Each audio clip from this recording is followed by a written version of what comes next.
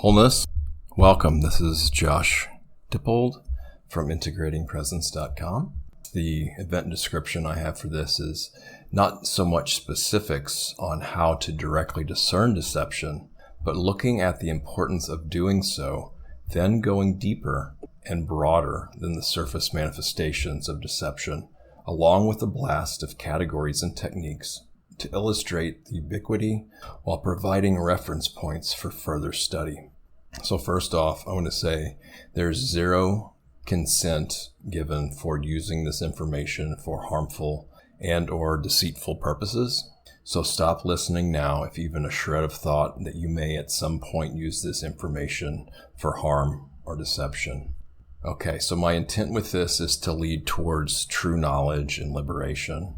And what spurred this talk for me was, one of the things, there's several things, but this question I had kind of distilled for me that explained a lot, and I've mentioned this before. Why do many people say one thing, mean another, and then act in an entirely different way?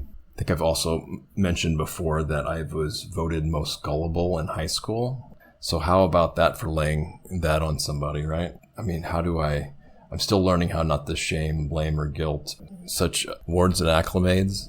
That's not quite what I had in mind. However, the silver lining, of course, is that if that was the case, whether or not, then it just gives that much more end of the spectrum in order to come back and go to the other end of the spectrum of wisdom. So why is this important? Why is it important to discern deception? Well, it can lead to and cultivate wisdom. A dictionary definition here, having the power of discerning and judging properly as to what is true or right, possessing discernment, judgment, or discretion. With this information is to identify these in more everyday life in order to build discernment skills for higher level challenges on your path, such as within religion, spiritual endeavors, etc. Pretty much all this is common knowledge in everyday life or from the public domain. For example, I've mentioned in the past how we can use this deception, especially in sexual, spiritual scandals in spiritual communities. Maybe they might be overblown, but, sometimes we hear about there's a hierarchy that are sleeping amongst each other and telling others to remain celibate, but then choosing select individuals who they will let in on their thing and do and hide that in the background. Sometimes it comes out, sometimes it doesn't, and comes out for various reasons, I guess. To go broader and deeper into just the surface manifestation of deception, may I suggest studying archetypes. One of the ways to look at the tarot is as human archetypes, especially the minor arcana. So when we know how these specific archetypes, people who have deep knowledge and insight and wisdom into these specific archetypes, they can be used to help folks, but people that have the knowledge, they can also custom target these, individuals or certain areas of life where they can identify these deep archetypes. They can target them for maximum effects and results. I'm not really qualified to go into archetypes, I feel, at this point, and plus we don't really have the time to anyway. But I do suggest putting aside time and pay attention to any insights arising when studying and practicing with discerning deception, how such insights that come up while looking at this can actually be applied to daily life, because we can have knowledge and insight, but if we're not applying it to our daily life, well then I guess you might as well could be trivial. Add to our knowledge of trivia, I guess. I'm not sure. Although, there's other uses, but I'll just forego that for now. So we look at deception itself and we come up with, for the purpose of why people engage in deception, a lot of times it seems to be revenge and protection. And I would just add pleasure for psychopaths too. I'm not entirely beyond deriving some pleasure from calling out deception quite yet. So let's be careful how I do it though. And I'm not totally beyond deception myself either. I was kind of tested a while back, maybe a borderline deception. So a salesperson came up when I was talking to some folks and friends, and they said, came right up to me and said, "Oh, do you know the owner of this establishment that I was outside of?" And I said, "Yes." I happen to know the owners of this place, or maybe owner. And actually, the owner was, one of the owners was right beside me. Did I get off on a technicality? I helped my friend out about this from not having to deal with this. Maybe my excuse for this was I did take the information and I did give it to him later. I allowed it to him to follow up. So in a way, that was a form of protection in a way, so they didn't have to deal with it. However, now if I was pressed, there was no questions, who is the owner? Can I schedule a time with the owner? How do I get a hold of the owner? This type of thing. So it's a really gray line, I feel. So I'm open to suggestions on how to better have dealt with that situation. I felt that it could be interpreted either way. Now, in a lot of things, I forgot some of the details of this too. Now, I'm omitting these details probably for my own to resolve this challenge in my mind. So I don't remember all the exact details. This is one where it like hinges on every single word. And people might say, oh, Josh, who cares? People deal with this every day. It's no big deal. And I can definitely see that. However, here I am giving a talk about deception. So I just think I found it interesting for this. To go broader and deeper than the surface manifestations of deception, I would definitely look into these three things more closely for our own study and interest is psychopathy in general, revenge, and protection. One of the definitions, or I came up with a definition of psychopathy. This is kind of maybe the thought of a psychopath. Everybody will only be better off if or when I get what I want, when I want it, and do not get what I don't want ever. The opposite goes for my enemies, challengers, and competitors. Ensure no one or nothing can run contrary to this, no matter what it takes, and at the same time pretending otherwise. So this is just this cutthroat psychopathy, do whatever it takes. Okay, so now I get into the intro and build up this long list I have here that I just probably rattle off without much commenting. It seems like there's fairly good amount of people on non-disclosure agreements too, to make their income and make their ends meet. So they sign these non-disclosure agreements. From what I understand is they can't talk about certain things. They've already signed legal agreements saying they can't say anything. And, there's pros and cons to this. I'm not going to go into that so much. I think that really, this culture of non-disclosure agreements, I think needs to be scrutinized more and see where those can be minimized a lot. I've had people back when I was in the business world. There used to be people that wouldn't share even business ideas a lot of times without people signing a non-disclosure agreement first just to share an idea. So now this is, it gets really bizarre when we go beyond these mostly public techniques I'm going to mention. And most of these will probably be Googleable. I don't think it's a word. Searchable on Wikipedia. I did work in online marketing for a while, and I know some of these directly, not necessarily just because of marketing, daily life, through observation and study, and of course, mostly from popular media like spy movies. So there'll be a lot of, just spy techniques mentioned here because, it's the art of deception, right? Spies and that type of stuff. Some of these are direct deception techniques, but some can act as supportive to deception, and some are like defensive techniques. Some are deployed differently in different mediums given certain conditions too. So it depends where the person is, where the deceiver and the deceived are interacting, online, certain situations in life, around certain people, certain times, if this, then that, else kind of thing. And then, we just keep in mind that some folks are naturally inclined to honesty, with lying being kind of foreign to them. And of course, we all know there's the polarity of this. And then this line from the Metta Sutta, Sutta on Loving Kindness, I really like. It really stuck out for me. And I was thinking about doing an entire podcast on this. Let none deceive another, nor despise anyone in any state. I'll just read that one more time. Let none deceive another, nor despise anyone in any state.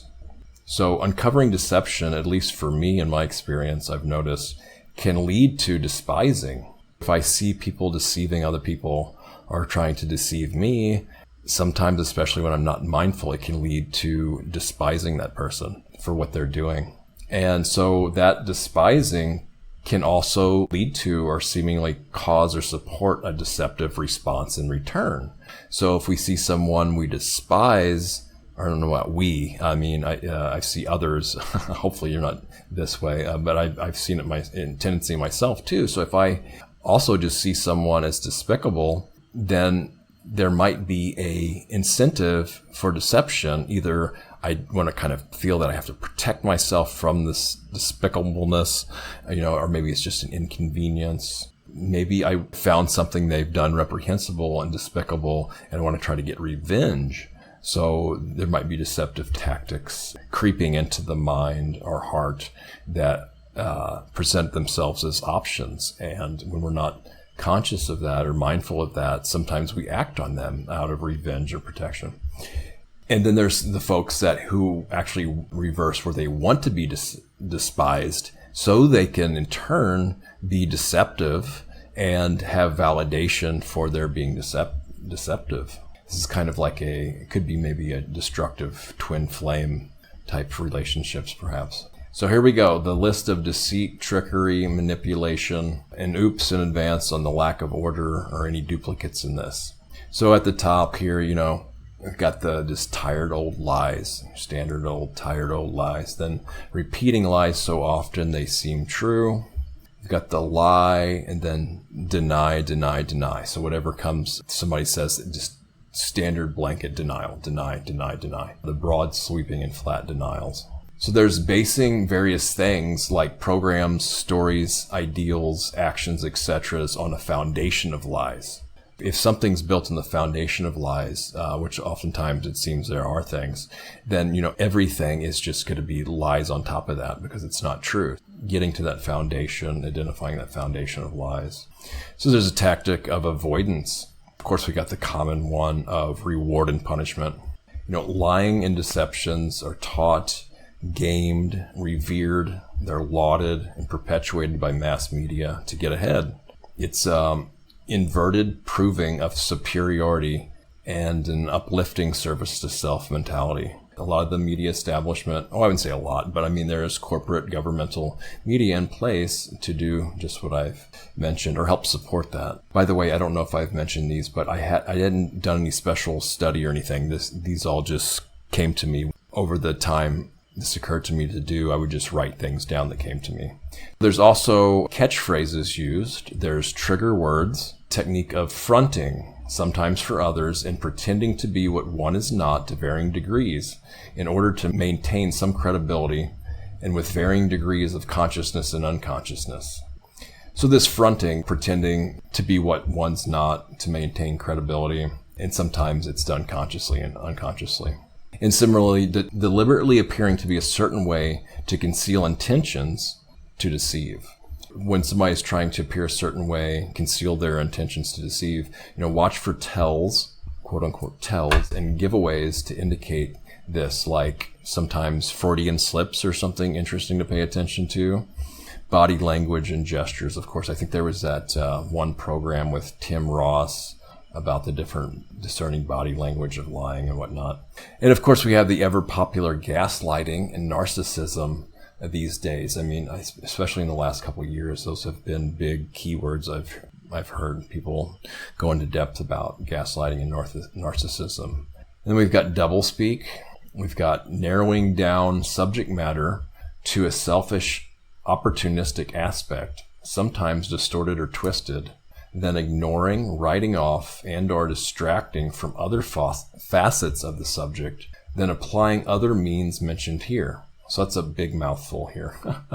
Narrowing down subject matter to just what you want to achieve, right? What you hope to get out of something, or what the deceiver wants to get out. So of all the things they can cover in a subject matter, they narrow it down to the things that fit their purpose specifically.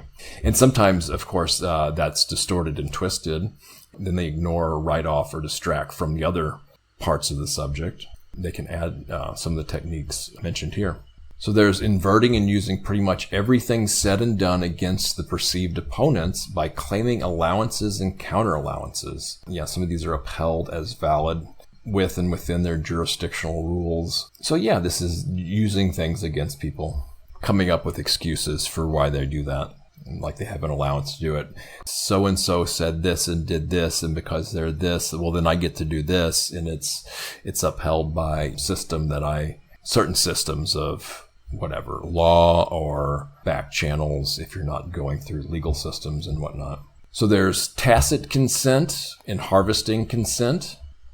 There's influencing and indoctrinating certain morals, values, valuations, importance, and intent, and ones that are not always in the way one believes or is led to believe. When somebody's going after someone on more of a long deception, they can instill certain morals, values, valuations, importance, and intent. And some of these can be good, actually, but some of them can be just narrowed down that specifically serves what they're hoping to achieve. And they can also instill these seemingly good things, or maybe they are, but in ways that the person believes in another way. They think that, okay, well, these things are actually mean this and go along with this, but actually they're just there to kind of back up, prop up, and support like hidden agendas or hidden motivations and whatnot. So we've got leveraging social norms and peer pressure. As far as arenas where this can happen to, you've got corporate, private, governmental, and military intelligence industries.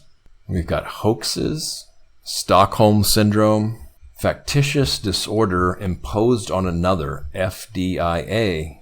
That's not the Federal Deposit Insurance Agency, by the way, with the bank, right? This is also called Munchausen syndrome by proxy. So all you psychology people out there, I'm sure you're very well familiar with studying that one.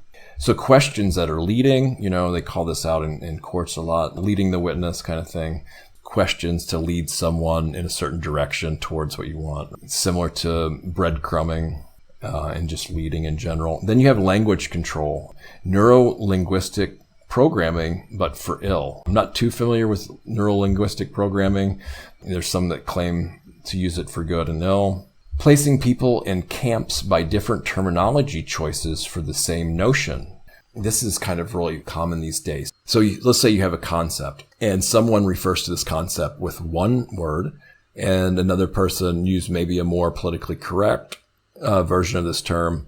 People have been kind of conditioned, if they use this word, they're that kind of person. They do this kind of thing.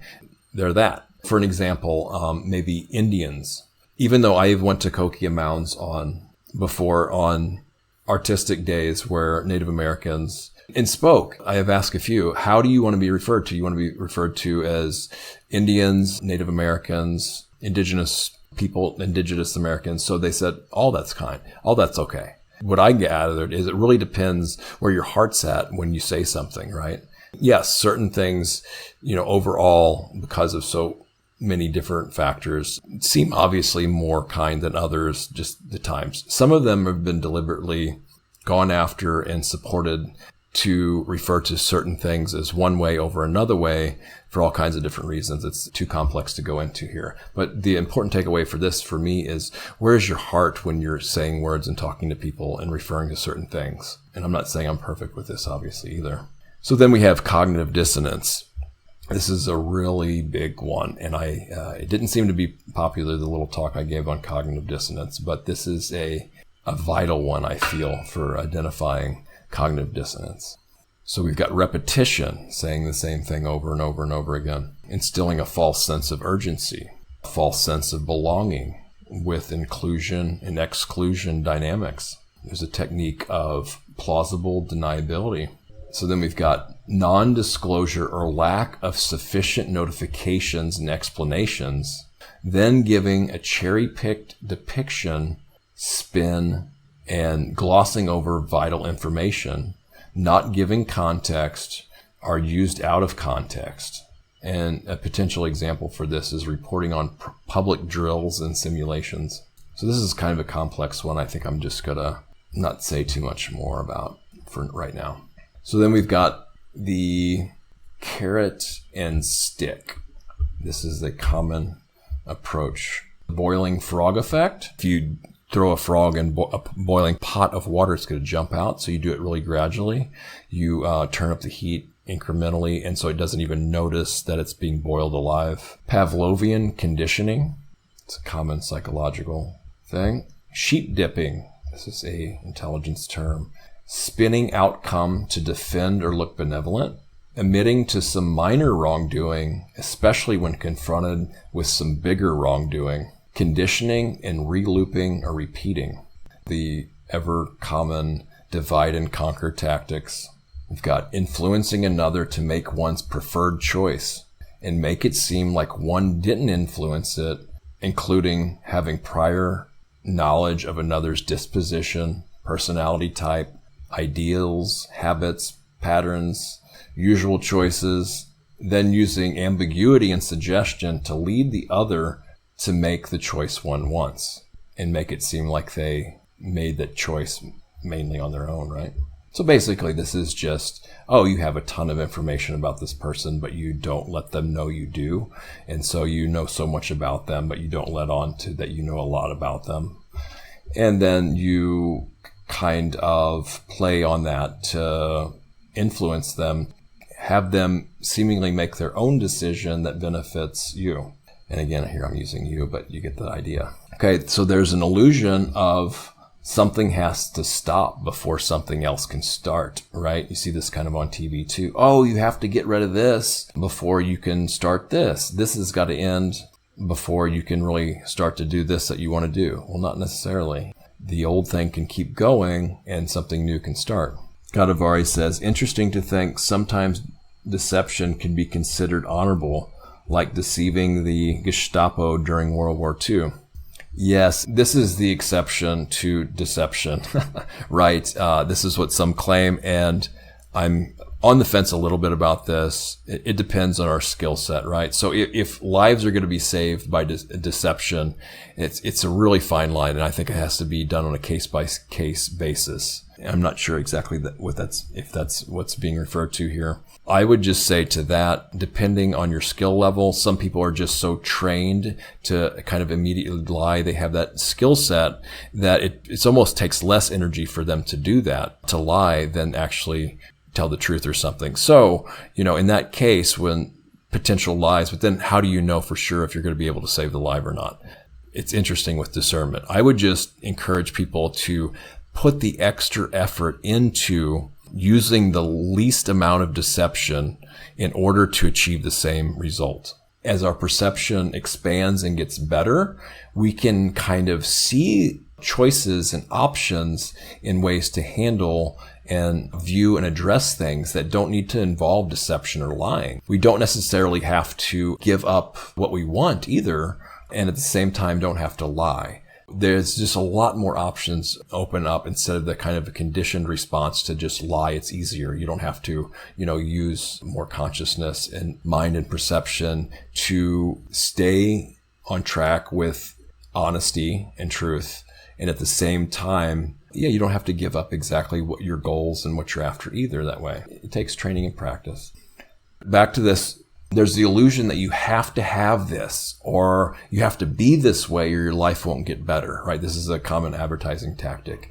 This image of, you've got to have this. Your life's going to suck, continue sucking until you have this, or you have to adopt this way, this lifestyle, or your life is going to suck and not get better. So there's the common thing of distraction, look over there, not over here. Okay. Nothing to see there. Hey, look over there. This is more important to look over there. We've got overshadowing. I'll just lump a bunch of these together here. We've got brownstoning operations, honeypot operations, glamour, dazzling, seduction, traps, femme fatale. Then there's compromise, compartmentalization, passing the buck, the illusion of appropriation, special access, special treatment, turncoats, calling out, / protecting. This is like what masters and handlers will do. They'll say to one person, so-and-so could do this to you, laying out having like this knowledge of what this person can do, these certain threats, and then what kind of protection they can offer to counter this information they have, or these potential threats. So then there's information and contact rates for various purposes. So there's the levels of like dripping out information, dripping out contact, incremental, spaced over time. Then you've got a steady flow of information, steady flow of contact, and then there's like flooding. So the same thing with information and contact, just tons of it all at once. These different rates of contact and information flow are used in different ways for certain things. Appeal to one's defenses. When someone knows how they like to defend themselves or what they find worth defending, then appealing to those. There's the hiding of temporary alliances, hiding of sleepers, sleeper cells, deactivating, reactivating, activating networks and network nodes. There's paid actors and provocateurs. There's enlisting personalities like actors who primarily can only find their identity or an identity in relation to others. This common cliche of actors, they don't know who they are. They can just kind of find themselves in the roles they're given. Not disclosing that one's actions or programs have little to do with what's said, but they're actually addressing and or as part of something else or different. So basically, pretending one way, doing something, engaging in one program. It doesn't really have anything to do or little to do with they're actually saying it is, but it's actually addressing or is part of something else that they're not disclosing. There's moles and infiltration, playing both sides, double and triple agents, controlled opposition, capitalizing, leveraging weaknesses, using weaknesses against, fear, appealing to emotion over critical thinking, manipulating emotions, appealing to intellect, appealing to and the adoption of certain lifestyles. You got fraud, and then this lumped together, chaos creation, discord, discordianism, confusion, disharmony. There's resignation, this dog eat dog to get ahead mentality. The appeal to survivalism, lots of survival programming going on right now. Using certain judgments for justifications and false justifications. Oh, well, this is this way, so it justifies this and this, are false justifications. So there's blackmail, discrediting, character assassination, dismissal, dumbing down, promotion of self-censorship, defaming, inciting harsh, divisive, derisive speech, normally unbecoming, basically pushing people's buttons to get them to say harsh, divisive, derisive speech they wouldn't normally do. There's ignoring, making light of something, veiled threats. There's the bait and switch technique. There's limited hangout, planting, like I mentioned.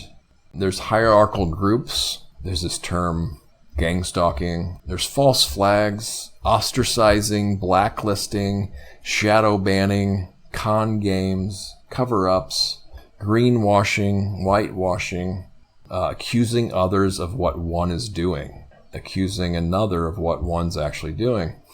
There's victimizer programming, victim shaming, sexual misery programming. Common psychological term is Stockholm syndrome. There's narratives, lots of different versions of this. Narratives, custom tailored narratives, counter narratives, perception management, image management, reputation management, reality management, and of course, narrative management. There's PSYOPs, psychological operations, and other intel operations, giving some truth or giving partial truth. There's the MK Ultra project in the 70s that can be looked up. People talk about Project Monarch in mass media. There's marketing tactics, ritual abuse, shame, blame, and guilt. We've got the extremes of nihilism and eternalism. There's transference, countertransference, projection dynamics, or at least knowledge of these. Those are usually mentioned in context of therapy. There's the technique of dumping, twisting words. I don't know if I said blackmail yet or not. Rope-a-dope. I just recently had to look this one up. I think this was in some old school hip hop, basically meaning pretend you're dumb in order to fool an opponent and then kind of have an attack. Then there's contracts, ransom, copycat tactics, and gatekeeping. Okay, so that ends the list for now here. And so how do we skillfully and wisely view and respond to those who deceive? I think that's the big question here. We can all obviously point out some or a lot of these tactics. And when we come across them, what's the most skillful and wise way to view these? I mean, are we just there's a saying from the Dhammapada, ill will can never overcome ill will, only non-ill will can overcome ill will. This is an eternal and ancient law.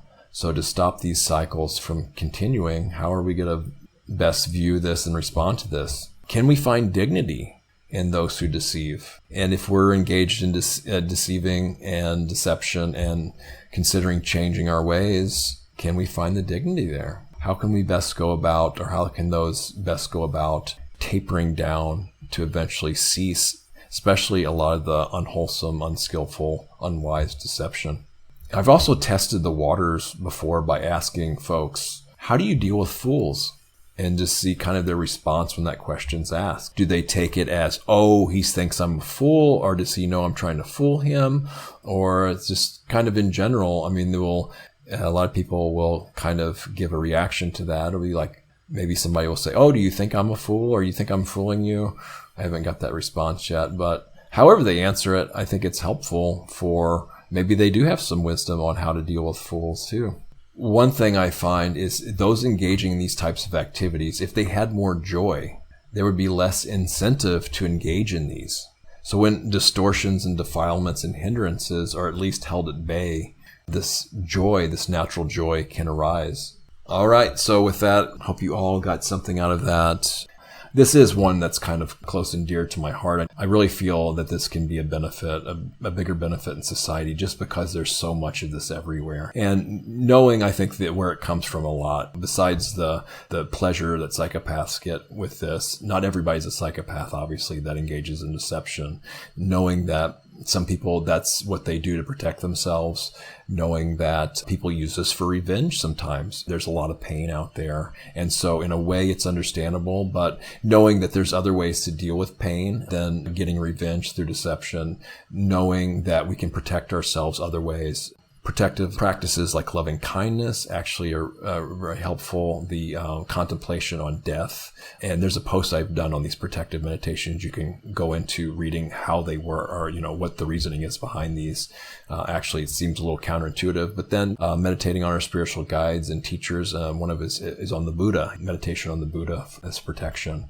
Gadavari says, after you've detailed all these, it feels like the whole world is mired in deceptive tactics. Yeah, and that's a good point, because in a way it is really prevalent. And at the same time, this is selection bias, or just because I spent so much time and in such detail and given so much energy to this, maybe it's the perception that it's actually more prevalent more often than it is, just because of this selective attention and stuff. So not to, write it off because of that, but just keep that in mind too, that of course, if you tune into a program, that's going to seem way more important at the time, especially, than a lot of other things, just because of all the time and energy and the support that goes into it too. All right. Thanks again, guys, for joining. May we all come to know true joy in all of our hearts.